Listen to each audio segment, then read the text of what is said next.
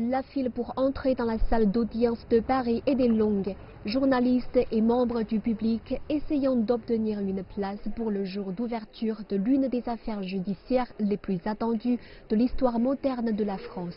14 personnes sont jugées et accusées d'avoir été un terroriste qui a fait 17 morts en 2015. Ce que je peux vous dire, c'est qu'évidemment aujourd'hui je pense intensément à mes amis de Charlie Hebdo qui ne sont plus là.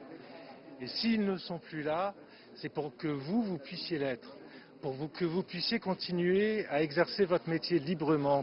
Cela fait 5 ans et demi que les frères Saïd et Chérif Kouachi ont pris d'assaut le siège du journal satirique français Charlie Hebdo.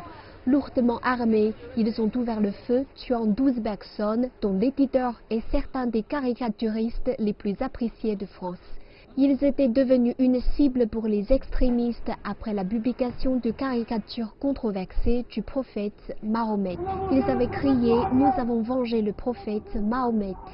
Ils ont rapidement été tués par la police, mais un complice, Hamdi Koulibaly, avait poursuivi l'assaut, tuant un jeune policier et 4 hommes dans un supermarché cachère 2 jours plus tard, avant d'être lui aussi abattu par des policiers. Je voulais justement voir des personnes en boxe, des accusés, pour savoir ce qu'ils représentent, comment ils sont. Et au premier regard, ils paraissent comme les personnes normales, les gens normaux. Mais il faut qu'on les entende après. Les 14 personnes, dont 3 sont jugées pour contumace, sont accusées d'avoir fourni un soutien logistique, du financement et des armes aux assaillants. La plupart d'entre eux disent qu'ils pensaient qu'ils étaient à planifier une attaque plus ordinaire, une défense rejetée par les procureurs. Au cours des 2 prochains mois et demi, le tribunal entendra près de 150 experts, témoins et membres de familles des victimes. Pour marquer le début du procès, Charlie Hebdo a réimprimé les caricatures controversées, l'une représentant le prophète Mahomet portant un turban en forme de bombe. Cela a été accueilli avec des réactions mitigées dans les rues de Paris. C'est une tragédie ce qui est arrivé à Charlie, mais il ne faut pas céder, quoi, non, il faut pas céder. Moi je ne suis pas d'accord parce que c'est pas tout musulman est un terroriste. Hein. Qui est attaché à la liberté de conscience. Et donc de là où je suis là pour protéger toutes ces libertés.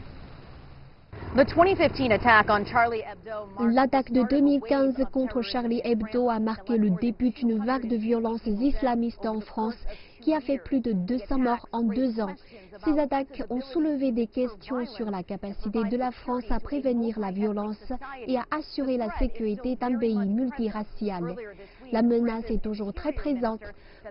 Plus tôt cette semaine, le ministre français de l'Intérieur Gérald Darmanin a déclaré que le risque d'attentat terroriste restait extrêmement élevé, avec plus de 8000 personnes fichées pour radicalisation à caractère terroriste.